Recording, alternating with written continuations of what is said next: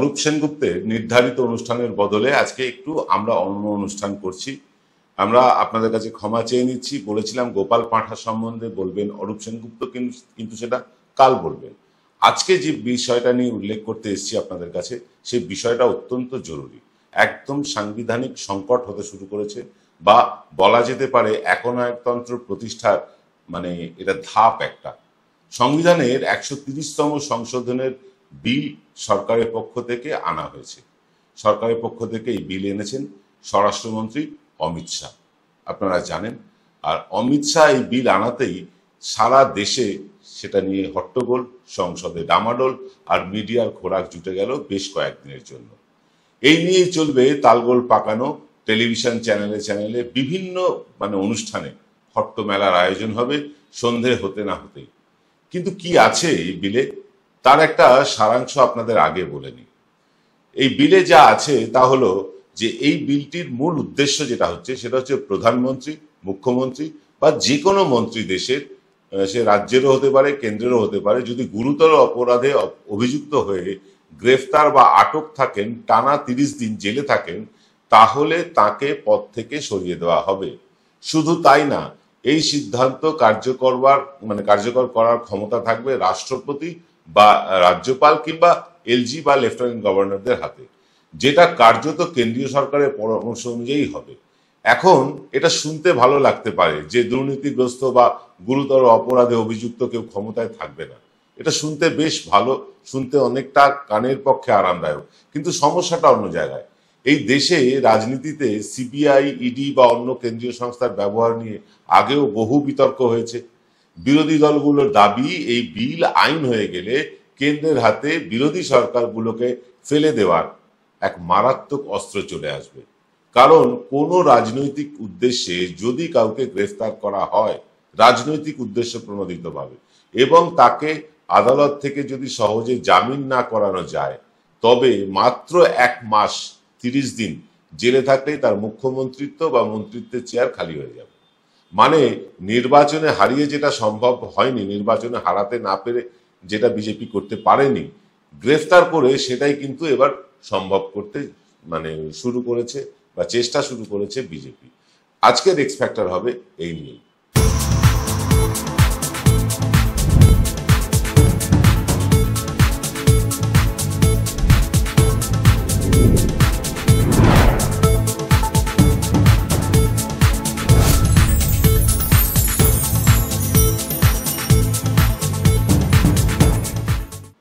নমস্কার, শুভ সন্ধ্যা। আমি আপনাদের প্রবীর বিশ্বাস। দেখছেন এনকে ডিজিটালের সান্ধ্য সম্প্রচার এক্স ফ্যাক্টর।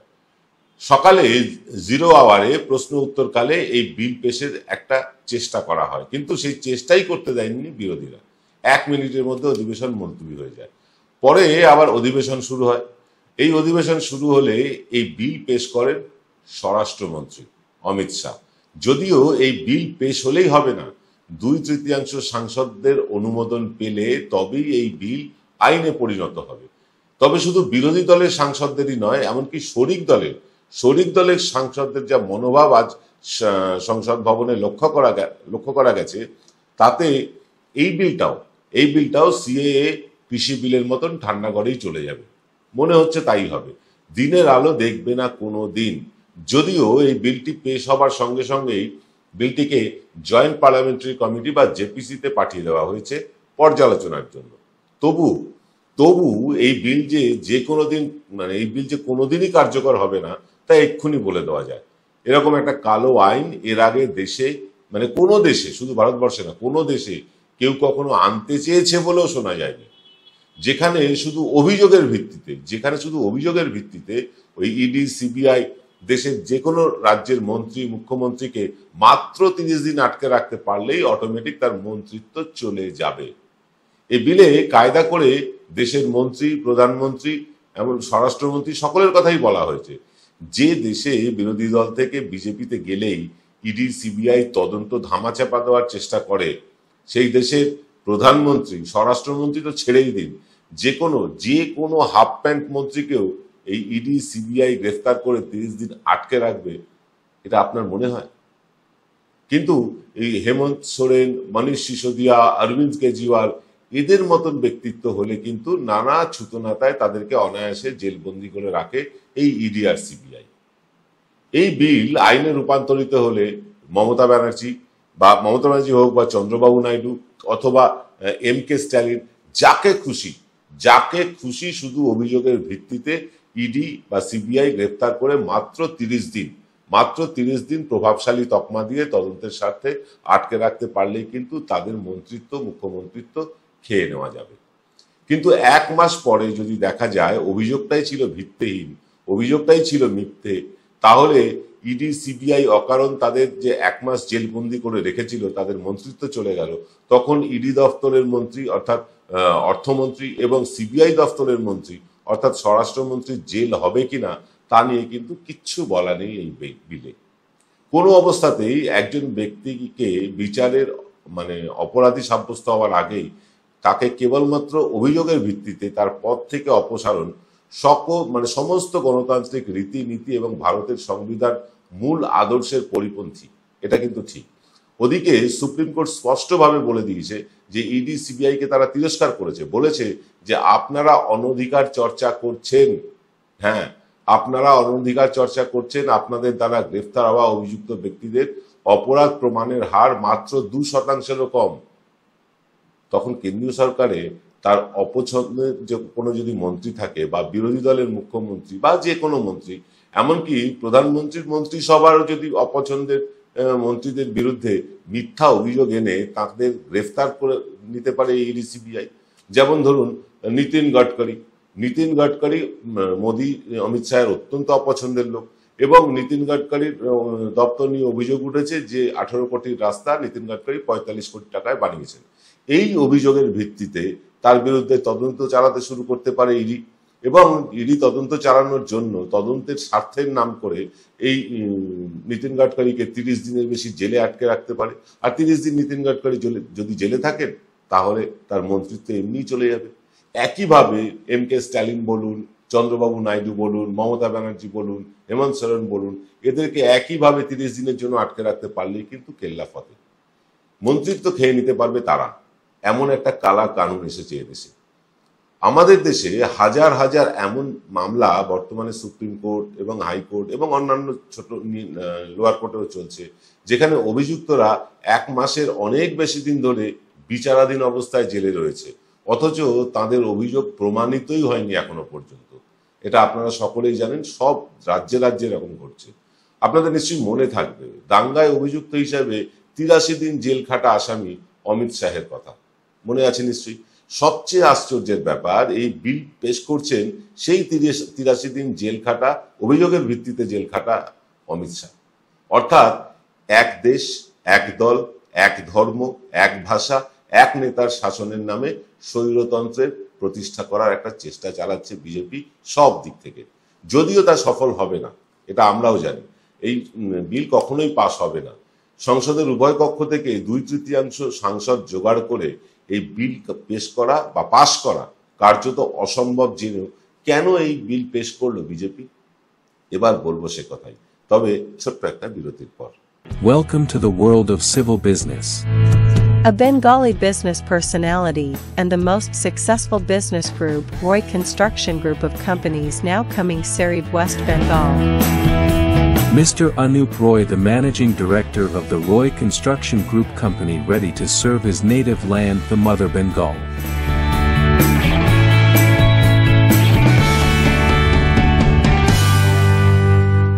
জয়গুরু রত্নভান্ডার জ্যোতিষীমা, এখানে গোল্ড মেডেলিস্ট জ্যোতিষী বসেন। হাই কোয়ালিটির আসল গ্রহরত্ন সবচেয়ে কম দামে এখানে পাওয়া যায়। স্থান বেলঘড়িয়া, রানী পার্ক, বটতলা, 2 নম্বর রেলগেটের নিকটে। 9681345722 এবং 9007778922।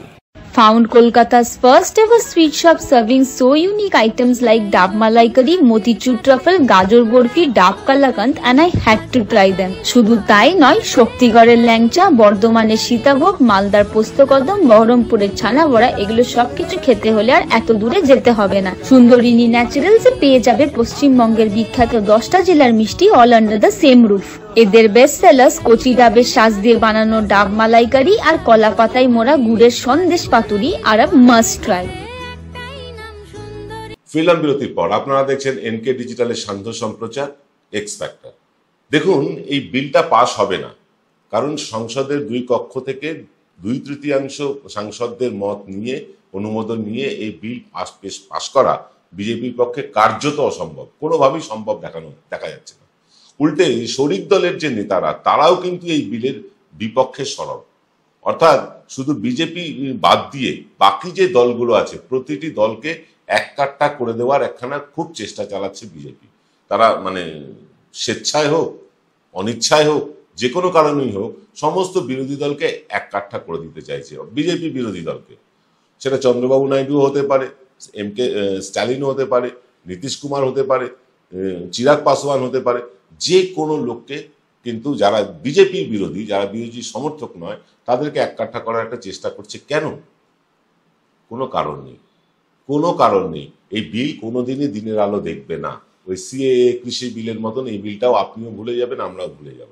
আবার কখনো অন্যরকম কিছু বিল আসবে, আমরা সেই নিয়ে আলোচনা করব। আসলে এই বিলটা আনা হয়েছে মিডিয়াকে খোরাক দেওয়ার জন্য।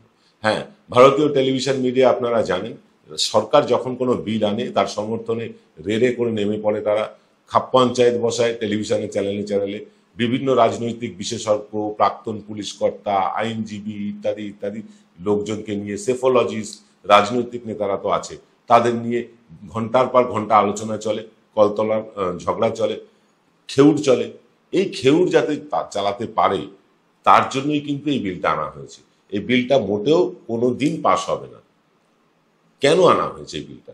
কারণ ভোট চুরি নিয়ে যে অভিযোগ সারা দেশে উঠেছে, এবং সারা দেশে যে ভোট চুরি হয়েছে তার যে আকাট্য প্রমাণ দিয়েছেন অনুরাগ ঠাকুর থেকে শুরু করে, রাহুল গান্ধী থেকে শুরু করে, মমতা ব্যানার্জি, অখিলেশ যাদব, তারা যে আকাট্য প্রমাণগুলো দিয়েছেন, সেইখান থেকে চোখ ঘোরাতেই কিন্তু এই বিল আনা হয়েছে।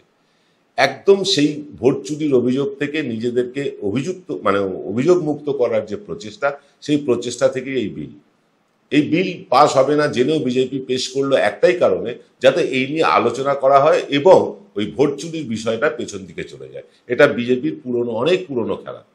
যখনই কোনো বিপদের আশঙ্কা দেখে বিজেপি, তারা কিন্তু এরকম একটা দুমদাম বিল পেশ করে দেয়, এবং পেশ করে দিয়ে সেটা নিয়ে হই হট্টগোল চললো, টেলিভিশন আলোচনা হলো, ইউটিউবে আমাদের মতন ইউটিউবাররা সেসব নিয়ে আলোচনা করলো, আসল ঘটনা ধামাচাপা পড়ে গেল। যেটা নোটবন্দির সময় হয়েছিল, আপনারা দেখেছেন। নোটবন্দিকে ধামাচাপা দেওয়ার জন্য কত রকম প্রচেষ্টাই না হয়েছিল। কখনো বলা হয়েছিল নোটের মধ্যে চিপ লাগানো আছে, কখনো বিভিন্ন ইস্যু, কখনো বলা হয়েছে এটা নোটবন্দি করলেই আমাদের দেশের যে উগ্রপন্থীবাদ সেটা চলে যাবে। কিছুই কি হয়েছে? হয়নি। কিন্তু তখন এসব আমাদেরকে ঝোল ঝাল অনেক কিছু বোঝানো হয়েছিল, এবং আমাদের মধ্যে অনেকে সেটা বুঝেও ছিলেন। ফলে এই যে মানুষকে দৃষ্টি ঘোরানো, নজর ঘোরানো, ডাইভার্ট করে দেওয়া, এই পুরনো খেলায় বিজেপি মেতেছে। কিন্তু এই পুরনো খেলায় মাতলেও কাল থেকে আবার শুরু হচ্ছে রাহুল গান্ধীর পদযাত্রা। এই পদযাত্রা যত চলতে থাকবে, মানুষের ভিড়ও তত বাড়তে থাকবে, মানুষের সমর্থনও তত বাড়ছে। ফলে এই বিলটা এনে জেপিসিতে চলে গেছে। এখন জেপিসি আলোচনা করবে, জয়েন্ট পার্লামেন্টারি কমিটি, সেখানে সব দলের, রাজনৈতিক দলের নেতারাই আছেন, সাংসদেরা আছেন, তারা আলোচনা করবেন। আবার হয়তো কল্যাণ ব্যানার্জির মতন কারুর গ্লাসে হাত কেটে যাবে, কাঁচে, এরকম হবে। এই নিয়ে বিভিন্ন চাপান উত্তর চলবে।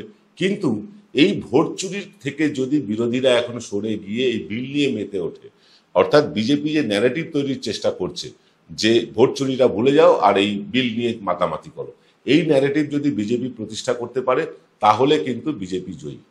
কিন্তু বিরোধীরা কি তা দেবেন? বিরোধীদের আচরণে কিন্তু সেরকম মনে হচ্ছে না।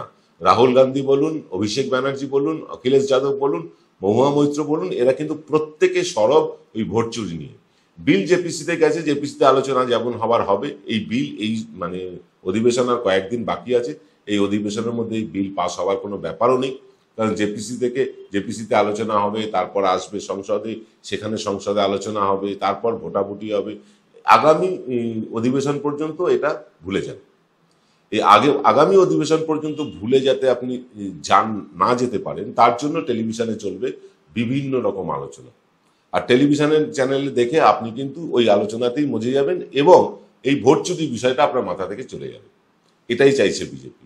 কিন্তু বিরোধীরা যদি, ইন্ডিয়া জোট যদি তারা এক কাট্টা হয়ে এই বিলের বিরোধিতা করতে, ভোট চুরির বিরোধিতা করতে থাকে, এই বিলের বিরোধিতা তো করেইছেন, ভোট চুরির ব্যাপারে যদি ক্রমাগত প্রতিবাদ চালিয়ে যান তাহলে কিন্তু বিপাকে পড়বে বিজেপি এবং এনডিএ জোট। ইতিমধ্যে এই এনডিএ জোটের মধ্যে একটা ফাটল দেখা দিয়েছে। মানে ৩০ থেকে ৩৭ জন সাংসদ কিন্তু উপরাষ্ট্রপতি পদে ভোট দিতে চাইছেন না বিজেপির মনোনীত প্রার্থীকে। ফলে উপরাষ্ট্রপতি পদেও কিন্তু একটা টানাপোড়েন চলছে, যেটা আমরা বলেছি আজ বিকেলেই প্রবীর ক্লাসে। কিন্তু ঘটনাটা হচ্ছে যে এই সব কিছু থেকে নজর ঘোরাতে কিন্তু একটা মোক্ষম দাওয়াই এনেছে বিজেপি। এই এমন একটা বিল আনলো, এটা নিয়ে চর্চা চলতে থাকবে। কিন্তু এই চর্চায় শুধু বিরোধীরা না, আপনি আমিও যদি অংশগ্রহণ করি, যে এই বিল নিয়েই যদি মেতে থাকি আর ভোট চুরিটা ভুলে যাই, তাহলে দেশের সাথে বেইমানি করা হবে, দেশের মানুষের সাথে বেইমানি করা হবে। সেটা মাথায় রেখে এই যে বিল নিয়ে আলোচনা, এই আলোচনা থেকে নিজেকে মুক্ত রাখুন। এই বিল নিয়ে আলোচনার যত ভিডিও আছে সেগুলো থেকে দূরে থাকুন। আর ভোট চুরি নিয়ে যেসব আলোচনা হচ্ছে, যেসব কথা হচ্ছে, সেইগুলোর পাশে থাকুন, সেই ভিডিওসগুলো দেখুন, সেই টিভি শোগুলো দেখুন। তাহলে বিলকে যতই ঢাল করার চেষ্টা করুক, বিজেপি কিন্তু তা পারবে না। ভোট চুরি এমন একটা বিষয় যে মানুষের গণতান্ত্রিক হরণের চেষ্টা। আজকে যদি রামের হয়, কাল কিন্তু রহিমের হবে। আজকে যদি আমার হয়, কাল কিন্তু আপনার হবে। এটা মাথায় রাখতে হবে। তাই ভোট চুরি যাতে না যায় তার জন্য আমাদের সরব হতে হবে। এই বিল যখন আসবে তখন সেই নিয়ে নিশ্চয়ই আমরা আলোচনা করব। কিন্তু যতক্ষণ না বিল পাস হওয়ার জায়গায় আসছে বা ভোটাভুটির জায়গায় আসছে, ততক্ষণ এই বিল নিয়ে আমরা আর একটা অনুষ্ঠান করতে চাই না। তবে আগামীকাল সুমন ভট্টাচার্য কিন্তু তার মতামত দেবেন এই বিল নিয়ে। কারণ এই বিল নিয়ে তার যথেষ্ট এই বিষয়গুলো নিয়ে তার যথেষ্ট পড়াশুনো আছে, তিনি যথেষ্ট চর্চা করেন, প্রথিতযশা সাংবাদিক, তিনি তার মতামত দেবেন আগামীকাল। আজকে আমি অন্তত যতটুকু এই বিলটা বুঝতে পেরেছি, কারণ বিলের কপি তো আমাদের কাছে আসেনি, যতটুকু আমরা সংসদ টিভি দেখে আমরা যতটুকু বুঝেছি সেটুকু আপনাদের সামনে তুলে ধরলাম। আজকের অনুষ্ঠান কেমন লাগলো জানাতে ভুলবেন না। আর আরেকটা কথা আপনাদের মনে করিয়ে দিই, যারা আমাদের ওই মাসিক সাবস্ক্রিপশন দেন, কেউ 100, কেউ 200, কেউ 500, এরকম যারা দেন, তাদের প্রত্যেককে ধন্যবাদ জানিয়ে বলি যে আগামী মাস সেপ্টেম্বর মাসের 1 তারিখ থেকে আমাদের যে পুরনো হোয়াটসঅ্যাপ গ্রুপ, সেই গ্রুপটা আমরা আবার শুরু করতে চলেছি। সেই হোয়াটসঅ্যাপ গ্রুপে আপনি যদি জয়েন করতে চান আর আপনি যদি মাসিক সাবস্ক্রিপশন দিয়ে থাকেন, তাহলে মাসিক যে সাবস্ক্রিপশন দেওয়ার যে স্ক্রিনশট, সেটা অবশ্যই আমাদের পাঠাবেন, সঙ্গে আপনার নাম আর কোন বিধানসভা কেন্দ্র থেকে বা কোন এলাকা থেকে আপনি পাঠাচ্ছেন সেটা একটু দয়া করে লিখে পাঠাবেন। নতুন হোয়াটসঅ্যাপ গ্রুপে আমরা আপনাদের জয়েন করাতে চাই। পুরনো হোয়াটসঅ্যাপ গ্রুপগুলো সবকটা বন্ধ করে দেওয়া হয়েছে, নতুন গ্রুপ খোলা হচ্ছে। সেই গ্রুপে অংশগ্রহণ করার জন্য আপনি যদি অংশগ্রহণ করতে ইচ্ছুক থাকেন, তাহলে আপনার পাঠানো সাবস্ক্রিপশনের স্ক্রিনশট, আপনার নাম এবং কোন এলাকা থেকে আপনি পাঠাচ্ছেন সেটা লিখে দিলে আমরা কিন্তু গ্রুপে আপনাদেরকে জয়েন করিয়ে নেবো আগের মতো করে। আজ এই পর্যন্ত। সকলে ভালো থাকবেন, সকলে ভালো থাকুন। শুভরাত্রি।